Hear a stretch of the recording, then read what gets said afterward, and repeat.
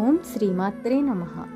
మనకు బయట కనిపించేది ఒకటి, కానీ ఒక మనిషి అసలు గొప్పతనం అతని అంతరంగంలో ఉంటుంది.